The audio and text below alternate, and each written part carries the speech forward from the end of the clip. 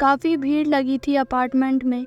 मैंने जैसे घुसने की कोशिश की, सामने मेरे पिताजी छाती पकड़े रो रहे थे।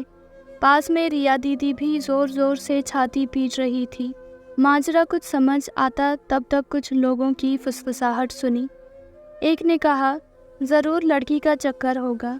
दूसरा बोला, काफ़ी अच्छी फिल्में दी थी, पता नहीं क्यों ऐसा कदम उठाया, अपने बुजुर्ग पिता का भी नहीं सोचा।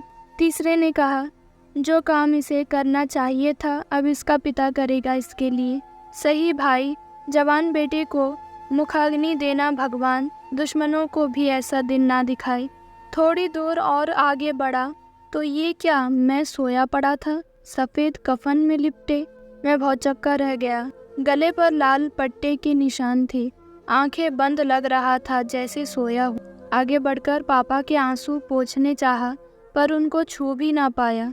काफ़ी चीखा चिल्लाया पर किसी ने एक न सुनी। तभी थोड़ी देर में पुलिस आई, मेरा कमरा सील कर दिया। मेरे निष्प्राण शरीर को ले जाने लगे पोस्टमार्टम के लिए।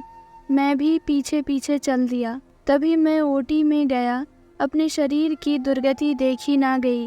पूरा क्षत विक्षत पड़ा था मैं। किडनी, फेफड़े, आते सब अलग अलग करके देख रहे थे कि कुछ सुराग मिल जाए। तभी एक पुलिस वाला बोला, ये तो मर गया, हमारी आफत कर गया। कम से कम एक चिट्ठी तो लिख देता कि आखिर क्या दुख था इसको जो ऐसा कदम उठाया। मीडिया तो हमारे पीछे नाह धोकर पड़ गई है, जैसे हमें बताकर मरा हो। मैं भागा भागा घर आया। दुनिया और पापा को बताना चाहा कि मैं कायर नहीं था जो मरूं, मुझे मारा गया है। मैं बॉलीवुड में परिवारवाद का शिकार हुआ था, उसके खिलाफ आवाज़ उठाना चाहता था, पर 7 बड़े बैनरों ने मुझे बैन कर दिया, मेरे प्रतिभा को कुचल दिया। मैं अपना दुख किससे कहता। एक माँ ही तो मेरे सबसे करीब थी, वो भी छोड़कर चली गई। और मेरी दोस्त, उसको तो मैंने ही सफलता के चमक धमक में पड़कर ठुकरा दिया था। काफ़ी अकेला हो गया था मैं। जिसको फ़ोन करो काट देता था। तब पता चला सुख के साथी सब हैं, पर दुख अकेले ही काटना पड़ता है। मैं कायर नहीं था, थक गया था इस दुनिया से लड़ते लड़ते, खुद को साबित करते करते। यहाँ प्रतिभा की कदर नहीं है। मैं अवसाद में था पापा, काश जब मैंने बुलाया था आप आ गए होते तो मैं जिंदा होता। तभी सामने से बहुत ही काले, भयानक, बड़े बड़े दांतों वाले व्यक्ति मेरी तरफ आ रहे थे।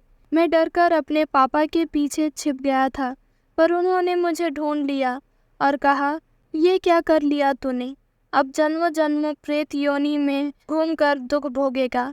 पृथ्वी का दुख आसान है, प्रेत योनि का नहीं। मैं चीख रहा था, चिल्ला रहा था।